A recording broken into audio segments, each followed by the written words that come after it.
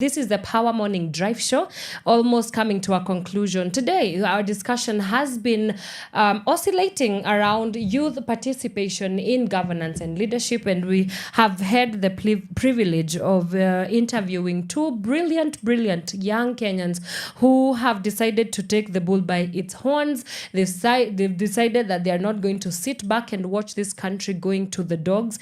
They have decided that they are going to educate themselves, empower themselves with the skills that they are needed to have in order to be able to be empowered in terms of creating spaces for themselves in governance and leadership. So my question to you, lady and gentleman, and then we start with the lady. So then, with all this, a culmination of you've gotten the skills, you're still you're in school, you're studying, but also you're educating yourself, you're empowering yourself, you're exploring your future, perhaps with with leadership and governance. What are your hopes, dreams, and aspirations for Kenya? What does a Diana Deche future look like in this country, with the things that are as the way things are, but in terms of in your mind, how does it play out? What kind of Kenya do you want to be able to be part of building? I am passionate about leadership and mentorship. Let's start from there. So I want to start by changing my community. I'll go back to where my roots. Yes, I'm currently in school here, but I come from Mombasa, and apart from coming from Mombasa, there's somewhere the native, the motherland, where I come from. Yeah. So it won't be okay for me to have got all this extent. I'm learned and all that, and people back there are not learned. That's true. Let's start by. With the knowledge I have, I feel like I'll have the opportunity to go question the, let's say, education, like the education part. Ask them, why is it that this school in our area is like this? There is money allocated for this. Why is it that the roof is the leakages? Why is it that there are no books? Why is it that the desks are not here and all that? Yeah. So by using the information that I have, I feel like I have a better hand or forehand of going and questioning them and creating a difference, like let them act so that my community can be okay. Another issue is I lost someone who was really close to me, and he died of cancer. Where we're from, there was no center of cancer treatment, so he had to go to Mombasa, so on and off. So imagine how many people have various diseases that have no centers no in access our county to public health. Yeah. So I feel like with the information that I have or the influence I'll have in future, I'll be able to channel for something like a cancer treatment center in Kilifi, so that not everyone has to go to Mombasa, because not everyone has money. Not everyone has money or the time or even knows the exact place to go to Mombasa. I'm channeling for more screening centers for cancer patients, to various people suffering from various diseases. So with the information that I have, I feel like I'm going to make a difference, because I can now question the government of that specific community, educate the people that this is what is supposed to be done. Let's go to these community barazas. Let's understand why is this project here? Is it affecting us? Yes, how is it going to build us as a community? Because it's not okay if I'm all educated and the rest are not. So what conversations am I going to have with them? There's no key in me coming there, driving a good car, and then everyone is there, because they'll start and ask me for money. And most of the time, yes, maybe I have it, but the equality. It's not there. I won't be able to have good conversations with them, because I'll feel okay if I'm having a conversation with Bett, having a cup of coffee, and he's talking about the development in his community. So for us to grow as a country, you start on the community level. Right. If my county is good, Bett's county is good, and all that, as a country, we are somewhere. So yes. Yeah. Mr. Bett. The journey of leadership is not an easy road, and I can tell you for sure. Because I feel like Back in my community, there's really a lot to be done. There is a lot of civic education that needs to be done. That's right. And I know during the time of election, I don't know what happens to my community people because they usually Tell us Yeah, what they- happens. they tend to forget like what really they should look forward while electing a person.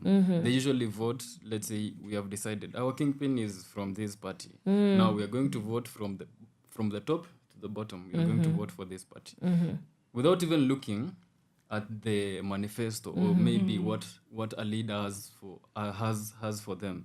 And I feel like I really have to do a lot of work. And I cannot do it by myself. Right. I feel like I should develop a community of youth who are Like-minded people. as Yeah, me. yeah. And we go to the community, try to educate these people that that bribe you are being given so that you can vote for this person is going to cost you in the long run because you're going to be bribed 50 shillings. This person is going to get in power for 5 years and he's going to corrupt and not do the project that they promised that they will do. And at the end of the 5 years, they will have enough money again to come and bribe you so that you can vote for them. And the cycle will be repeated. And I feel like they need to understand. And at the same time, these leadership come with a lot of challenges. We've seen youth leaders being compromised and leaders who rise,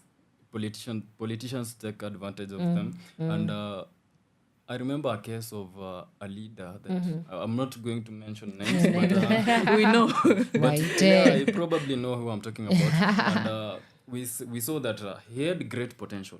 What he was talking about, if they were going to be implemented, would make a very great change in this country. But at the end of the day, he was compromised. Gotcha. And we saw him joining a political party. And then you ask yourself, now, hii tumeanza sasa imeisha hivi. Now we have to look for another person. And it is a very